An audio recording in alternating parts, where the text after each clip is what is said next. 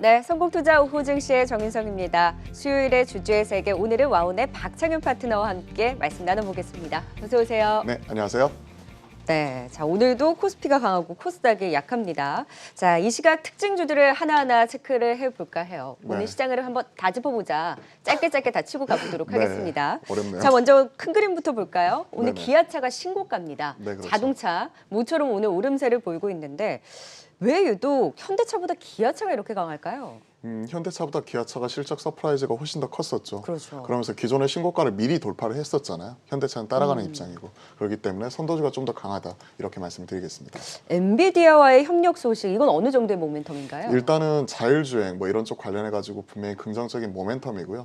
그리고 미래차 이런 선도한다는 측면에서는 긍정적인 부분이지만 당장 실적 개선이라든지 이런 부분에 나타날 것 같지는 않은데 다만 이런 긍정적인 소식 자체는 좋게 보고 있습니다. 네. 그럼 자동차주에 그래도 오늘 기아차를 필두로 한 네. 선방, 그러면 경기 민감 섹터로 확장을 했을 때 자동차 업종의 순위는 몇 순인가요? 일단 지금 당장 제가 경기 민감 쪽에서 살 수 있는 거는 반도체 자동차라고 생각을 하거든요. 물론 먼저 치고 나간 쪽은 해운을 중심으로 해서 조선이라든지 철강 그리고 석유화학 이런 종목들이 있지만 지금 코스피 지수가 2480선에 지금 바짝 다가서 있는 상황에서 전 고점 박스피 상단을 돌파했는 상황입니다. 그래서 지수가 부담스럽다면 지금 신고가 올라가 있는 종목들 같은 경우는 좀 부담스럽기 때문에 오히려 그런 쪽 같은 경우는 단기적으로 더 올라갈 수 있지만 당장은 손은 안 나간다 이렇게 말씀드리고 싶고요. 그럼 해운 쪽이 좀 많이 올랐는데 맞아요. 해운이라든지 지금 기아차도 신고가인데 이쪽의 상승 탄력보다는 좀 상대적으로 덜 오른 경기 상대적으로 민감했었겠다. 경기 민감주 중에서 기존의 신고가를 돌파하지 못한 삼성전자나 그리고 자동차 섹터 내에서도 기아차를 따라갈 수 있는 게 현대차거든요. 그렇죠. 오히려 그런 쪽 같은 경우는 지금 현 시점에서 바로 손이 나갈 수 있겠다. 그러니까 1순위는 삼성전자, 현대차를 중심으로 먼저 바라보겠습니다. 네. 자, 그러면 오늘 또 자동차와 함께 대형주 안에서 눈에 띄는 섹터 은행주도 체크를 해볼게요. 네, 우리 그렇죠. 은행주는 그동안 시장 불안할 때 대안적인 성격으로 그리고 이제 배당에 대한 기대로 연말에 지켜보자라는 뷰였었는데 최근에 백신 이슈가 나오고 나서 은행주들이 급등을 했거든요. 뉴욕 네. 증시에서부터 우리 시장까지. 그리고 우리는 내년 금리 인상 얘기까지 오늘 리포트에 나오더라고요. 은행주의 상승은 이제 예전과는 다른 흐름으로 봐야 되나요? 일단 6월 달에도 딱 이런 비슷한 흐름이 있었거든요. 당시 6월 달에도 추가적으로 이런 백신에 대한 기대감, 치료제에 대한 기대감으로 인해서 컨택트주가 대략 한 2주에서 3주 정도 올라왔었던 적이 있었습니다. 그때 가장 먼저 올라왔던 것이 국채금리 상승과 더불어서 은행주가 먼저 올라왔었고 그다음에 자동차가 올라왔었고 그리고 지금처럼 뭐 현대제철을 비롯한 시클리컬 이런 경기 민감 섹터가 같이 올라가는 모습이었었는데 최근에는 이런 경기 민감 섹터가 먼저 올라오고 나서 지금 은행주, 자동차 이런 네. 순으로 올라오고 있거든요. 은행주 같은 경우에는 그동안에 저평가 매력갖고 그다음에 이제 앞서 말씀드렸던 이런 그 연말 배당 뭐 이런 쪽 관련해서 그동안에 어느 정도 대안 투자 성격이 강했었다면 최근에는 외인들의 수급 유인 자체가 강하게 나타나는 가운데서 이런 저 PBR 종목들에 대한 어느 정도 포트폴리오 바스켓 매매 형태가 강하게 나타나면서 비어있는 바스켓을 채우는 과정 속에서 나타나는 상대적인 강세 흐름이라고 보고 있고요. 네. 앞서 말씀해 주신 대로 국채금리 상승과 내년도 기준금리 인상에 대한 이런 기대감 자체도 일부 반영이 된 것이라고 보이고 있습니다. 다만 이거 살 거야 말 거야 할 때 제가 2014년부터 지금까지 5, 6년 동안 성장주만 주로 매매를 많이 해오다 보니까 손이 안 나갑니다. 당장은 손이 안 나가요. 아. 그래서 저도 이런 편견이라든지 고정관념을 극복을 해야 되는데 일단은 올라가는 거 딱 보면서 그래 은행주 올라와? 그러면 제가 딱 눈이 돌아갔던 게 자동차였거든요.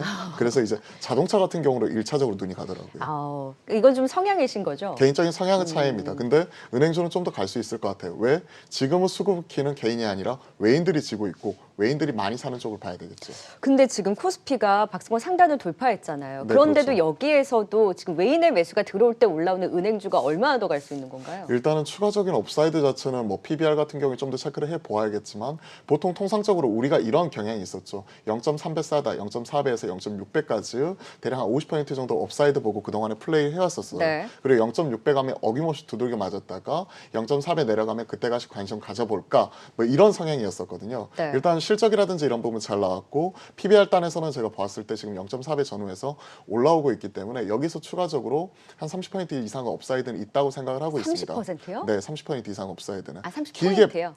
퍼센트요. 그러니까 길게 보았을 때. 네. 왜냐하면 지금 보시면 하루에도 5, 6%씩 올라가잖아요. 그런 모습이 지금 나타나고 있어서 업사이드 자체는 있는데 이거 연속성 자체는 솔직히 말해서 전 반신반의해요.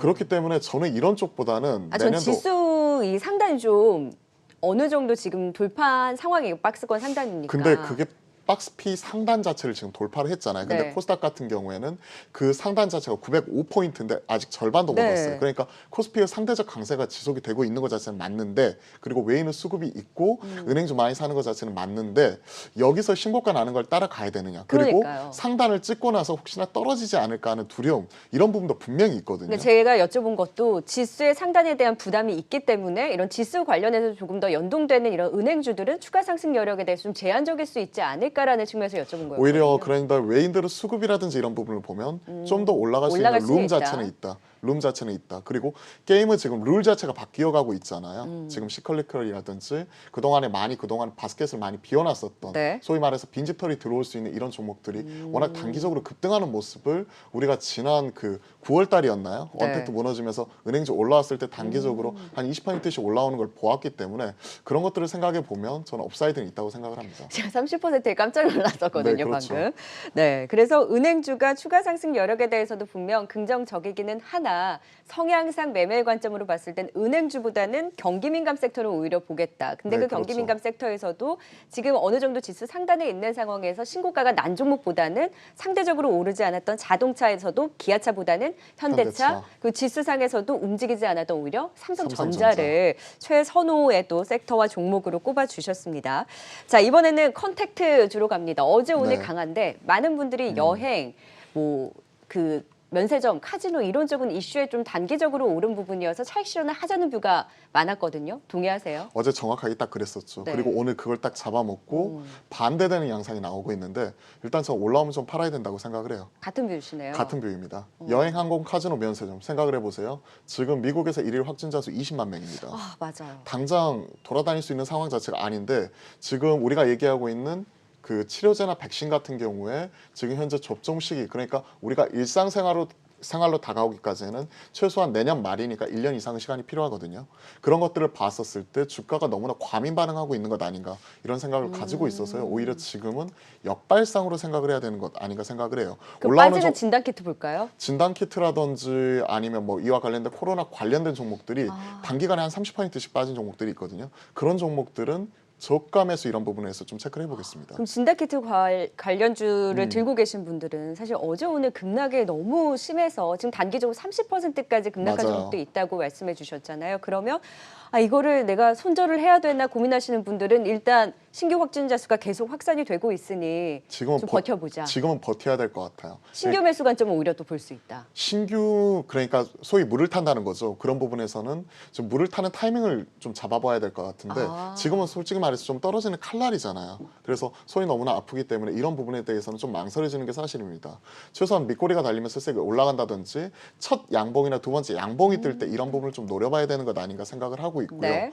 예를 들어서 진단키트 대표적인 종목이 시젠이잖아요. 네. 시젠 같은 경우에 실적 3분기에 이어서 4분기도 잘 나올 거라는 데 자체는 이견이 없는 상황이에요. 네. 그래서 이런 부분 같은 경우는 실적 발표가 당장 오늘 만약에 안 나오기 때문에 내일이나 모레까지는 반드시 나올 수밖에 없는 이런 상황이에요. 그래서 숫자 나오고 나서 시장 반응을 보자. 그리고 지금 못 파셨으면 어떻게 해서든 버텨야 된다. 네. 지금 30% 빠졌는데, 거의 30% 가까이 빠졌는데 무슨 의미가 있겠습니까? 물론 시즌이야 한 20% 가까이 빠졌겠지만요. 그래서 네. 버텨야 된다 이렇게 생각을 합니다. 버텨보자라고 짚어주셨고, 상대적으로 이런 컨택이라든지 화이자 관련한 종목들의 매기가 쏠리다 보니 우리 시장에서 똑같이 성장주, 특히나 신재생 에너지 관련주들이 차익 실현 물량이 나오는데 이럴 때 또 매수 기회가 될 수 있나요? 저 참 신성엔지 보면서도 상한가까지도 들어갔었잖아요. 이쪽은 진짜 끝날 때까지 끝난 게 아닌 것 같아요. 확실하게 신성엔지나 유니스이나 꾸준히 말씀드리고 있었잖아요. 네. 하나솔루션이나 이런 쪽 같은 경우에는 오히려 이런 조정의 기회 매수 관점에서 분명히 접근이 가능할 것 같습니다. 근데 당장 들어갈까요? 아니면 조금 더 지켜보면서 좀 더 매수를 지켜보아야 해볼까요? 될 것 같아요. 지금이 사실 지수 자체는요, 코스닥 지수가 0.29% 빠지고 있잖아요. 네. 하지만 그 면면을 보면, 그 안을 내부를 들여다보면 어마어마하게 치고받는 모습이 양상이 극명하게 나타나고 있습니다. 즉 급등하는 종목이 있는 반면 급락하는 종목들이 있고요. 최근에 이제 단기 상승이 좀 컸었던 신재생 에너지 친환경 키워드를 가지고 있는 종목들의 하락세가 가팔라지고 있기 때문에 네. 현 시점에서는 분할 매수 타이밍을 잡아 보아야 되지만 좀 지켜보자 이렇게 말씀드릴게요. 양봉 좀 뜨는 날 분할 매수 해볼까요? 차라리 그럴 것 같습니다. 역시 또 진단키트도 그렇고 신재생 에너지주들도 그렇고 일단은 조금 더 지켜보면서 양봉이 나올 때 분할 매수에 대한 좀 타점으로 오히려 지켜볼 만하다라는 뷰를 말씀해 주셨고 지금 화이자 관련해서 콜드체인 관련주 내내 네.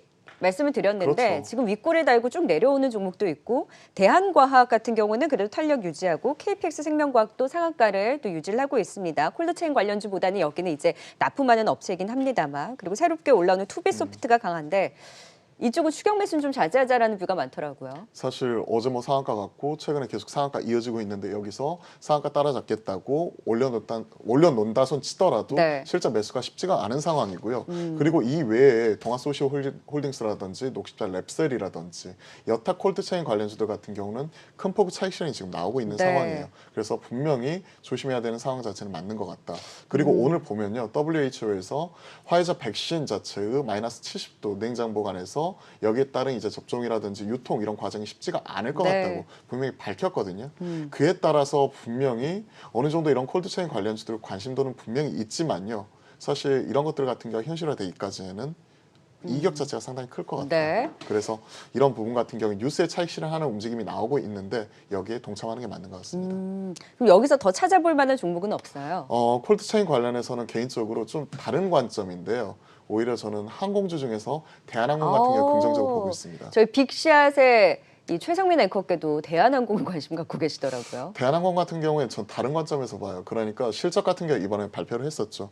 영업 흑자를 기록을 했습니다. 그러면서 여타 글로벌 항공사 대비해서 선전하는 모습이 2분기 연속에서 보여주었다는 측면에서 분명히 어느 정도 실적적인 체력 이런 부분은 펀더멘털을 확인했다. 자 그러면 제가 바라보는 포인트 자체는 뭐냐? 콜드체인 관련해서 만약에 화이자가 백신을 개발을 했다. 일라이릴리가 항체 치료제 긴급 승인 받은 이후에 이런 부분을 전 세계적으로 공수를 한다. 그러면 이게 영하 70도에서 5일간 보관 가능하다는데 네. 이거를 배로 나를까요? 말이 안 되잖아요. 이거를 긴급 운송을 해야 되는데 국영선사 그러니까 이런 비행기 관련된 항공선사가 좀 더 유리하지 않을까 그런 측면에서 저는 대한항공 같은 경우에 단기적인 트레이딩 관점에서는 충분히 접근 유효하겠다 이렇게 생각을 하고 있습니다. 오히려 콜드체인 관련해서 지금 물류 쪽으로 네. 항공주 안에서 대한항공에 대한 관심이 최근에 높습니다. 뭐 경기 민감 섹터 안에서 그리고 뭐 눌려 있었던 경기 순환주들이 올라올 때도 컨택트 안에서 이제 관심을 받기도 했지만 물류 그리고 콜드체인 관련해 또 운송까지 지켜봤을 때 대한항공의 또 긍정적인 뷰를 들어봤고요. 자, 우리 지금 위탁 생산 그리고 백신 기대하면 SK케미칼인데 네. MSCI 편입 이슈가 있었는데 사실 이미 선 반영을 한 건가요? 오늘 두산중공업만 좀 상승세예요. 어제 좀 선반영이 되었어요. 어제 종가 부분에 보면요. SK케미칼 같은 경우가 대략 한 마이너스 이게 5%까지 빠졌다가요. 마이너스 5%까지 빠졌다가 어제 종가에 보면 플러스 한 2% 정도, 1, 2% 정도 상승 마감으로 끝내놓았었거든요. 그러면서 여타 코로나19 관련된 종목들이 다 떨어졌을 때 특히나 녹십자도 최근에 떨어졌었잖아요. 삼성바이오로직스와 더불어. 글로벌 CMO 중에서 녹십자, 삼성바이오로직스 떨어지는데 유독 SK케미칼만 어제 종가에 끌어올려놨습니다. 즉 이게 MSCI 반기 리밸런싱 관련돼서 이미 선 반영이 되었다고 보고 있는 거고요. 오늘 아침 이게 확정이 되고 나서 계속해서 신압으로 떨어지기 시작하더니 지금 마이너스 7%예요. 이런 부분이 선 반영이 되어서 뉴스에 차익 실현하고 있다. 이렇게 말씀드리겠습니다. 네, 그래서 수급적인 이슈가 미친 영향이 좀 제한적이다라고 봐야 되는 거네요. 지금 최근 분위기는 그렇습니다. 워낙 지금 리밸런싱 관련해서 이슈가 되는 부분에서 신규 네. 편입될 거라고 워낙 말이 많았었어요. SK바이오팜과 SK케미칼 같은 경우 당연히 편입되겠지 하면서 이런 기대감은 어느 정도 반영이 되어 있었고 네. 이게 그동안의 주가에 녹아 있었다고 판단합니다. 그리고 얼마 전에 급등을 했었잖아요. 단기 급등했던 부분 자체도 포함이 되어 있었기 때문에 이런 부분은 선 반영되었고 뉴스에 차익 실현하고 있다. 그리고 그 선도적인 종목인 녹십자, 삼바 같은 경우에도 미리 떨어졌었기 때문에 그 궤적을 따라가고 있다. 이렇게 말씀을 드릴게요. 네.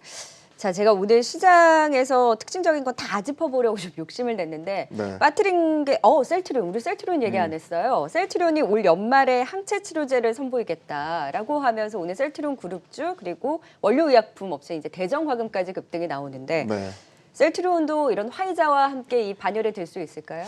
화이자 반열까지는 모르겠지만 셀트리온 같은 경우가 기본적으로 항체 치료제 그리고 백신에 이어서 진단 키트까지 코로나 관련돼서 실체를 가지고 다 하고 있는 기업입니다. 실제 미국 쪽에 2천억 넘는 수출 진단 키트 수출 계약도 맺었었죠. 그리고 항체 치료제 관련해서는 가장 앞서 있는 기업인데 어제 미국에서도 일라이릴리의 항체 치료제가 긴급 FDA 긴급 사용 승인을 받으면서 국내 항체 치료제 가장 선도 업체인 셀트리온 같은 경우도 같이 올라왔습니다. 그런 흐름 속에서 지금 셀트리온 같은 경우가 올라오고 있는데 이렇게 생각을 해요. 삼성바이오로직스라든지 글로벌 백신 CMO에 대한 기대감 때문에 최근에 올라왔다가 유독 꺾이고 있잖아요. 셀트리온도 오늘 이슈에 상당히 큰 폭으로 올라오고 있는데 저 같으면 이런 분위기 속에서 뉴스에 좀 일정 부분 가지고 있는 물량의 20에서 30% 정도는 좀 챙길 거 챙기고 가는 게 좋지 않은가 30만 원도 생각을 안 하고 있습니다. 갔는데요. 30만 원 안 갔는데요. 생각을 하면 기존의 전고점 36만 원 돌파하기 전까지는 못 볼 것 같아요. 그동안에 계속해서 추세 하락이 나타났었고 단기적으로 이 종목 같은 경우에는 20만 원 초반 23만 원에서 올라왔잖아요. 23만 원에서 워낙 세게 올라왔던 측면이 있기 때문에 좀 챙길 수 있는 건 챙겨가겠습니다. 셀트리온 제약, 셀트리온 헬스케어도 다 같은 뷰인 거죠? 일단 동일하게 보고 있고요. 셀트리온은 선도 주제로 보고 있습니다. 네. 자, 이제 우리 또 하나의 특징을 봐야 되겠죠. 하나하나 네. 지금 다 짚어봤어요. 그렇죠. 다 물어본 것 같아요. 네. 근데 어렵네요. 기억에 남는 거는 현대차, 삼성전자, 대한항공. 음흠, 그거네요. 그렇죠. 네. 그리고 네이버 카카오 어떻게 해야 될 것인가. 네이버 카카오 어제 저희 얘기하긴 했는데 쉬어간다는 말씀 주셨거든요. 네, 분명히 쉬어가긴 쉬어가는데 이런 것 같아요. 지금 현 시점에서 네이버 카카오 물 타야 되냐 이렇게 문의 주신 분들이 되게 많은데 네. 이렇게 말씀드릴게요. 최소한 양봉 2개 뜰 때까지는 기다려보자. 근데 분명히 팔 자리도 아니다. 왜냐하면 지금 보세요. 화이자 관련해서 노이즈가 분명히 나오고 있죠. 그러면서 어제 오늘 같은 경우에 오버슈팅 해갖고 이런 종목들이 올라왔는데 분명히 언택트가 올라올 때가 있을 겁니다. 네. 언택트가 올라올 때 차라리 그때 물을 타서 오히려 단가를 낮춰서 빠져나가는 걸 생각하시면 좋을 것 같고요. 네. 지금 현 시점에서 물 타서 떨어지는 칼날 바로 잡는 것보다는 좀 기다리십사 이렇게 말씀드리고 싶고 제가 지금 컨택을 되게 중요시하게 경기 민감주를 중요시하게 보는 포인트가 딱 하나 있습니다. 통상적으로 보면요. 11월 달에 강했던 섹터와 업종이 그 다음 연도 그러니까 2021년의 초반기 후 주도 업종이 될 가능성이 상당히 높아요. 11월에 움직이는 그렇죠. 11월 달에. 그러니까 물밑에서 이렇게 11월 달에 움직이고 있다가 12월 달에는 대주주 배당이라든지 이런 부분 때문에 12월 초나 중순까지는 숨죽이다가 12월 말부터 올라오기 시작하면서 1월 효과, 2월 달까지 계속해서 강한 모습을 보이는 쪽이 장 초반의 주도 업종이거든요. 근데 그 힌트를 주는 것 자체가 11월 달인데 어제 오늘 시장 색깔이 확 바뀌고 있고 수급의 키를 어디가 가져갔죠?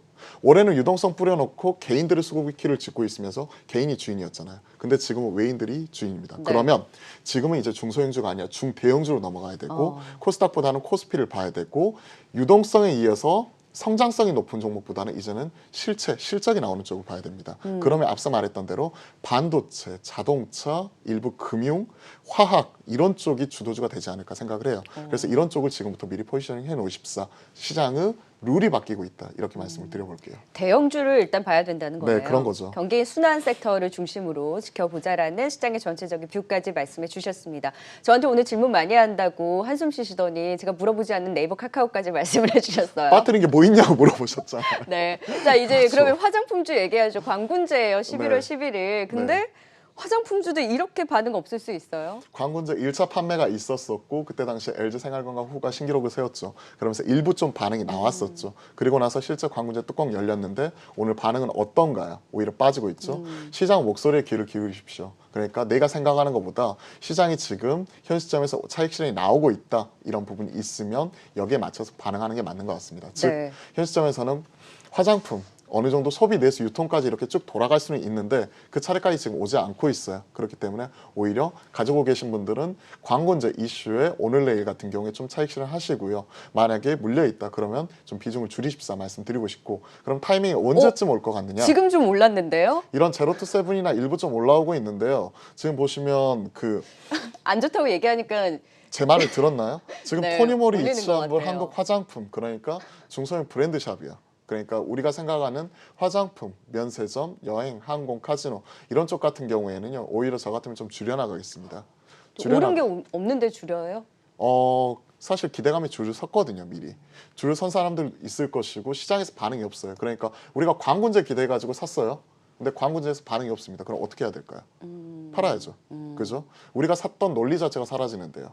그런 부분을 생각하면 저는 오히려 좀 팔아갈 것 같아요. 그러니까 예를 들어서 지금은 타이밍이 아니다. 네, 제로투세븐이나 화장품보다는요, 보니까 제로투세븐이라든지 네오팜이라든지 아가방 컴퍼니 이런 그 중국 소비 관련해서 유아동 관련해서 좀 일부 올라오고 있는데 네. 이런 쪽 같은 경우도 저 같으면 좀 올라올 때 좀 팔아 나갈 것 같습니다.